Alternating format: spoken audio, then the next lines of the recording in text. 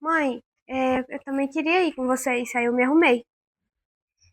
Ninguém te chamou, ousada. Quem fala não é você, é a mãe que fala. Mas ela tá certa. Eu não te chamei e você não vai. Tá vendo aí, Malene? E você já ouviu, viu? Vá, tire logo essa roupa, viu? Não tem nem pra que você ter colocado essa roupa. Vai sujar e vai deixar só pra quem? Pra mim. Mas por que eu não posso ir com vocês? Eu também queria.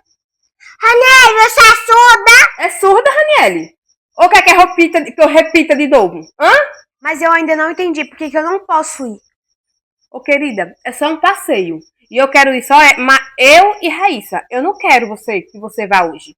Pronto, só isso. A gente não quer você, Malene. Então tá bom, se você não faz questão da minha presença, eu também não vou. Até que fim, mamãe entendeu. Pois é, Raíssa. Bora, cuidar. Senão nós se atrasa.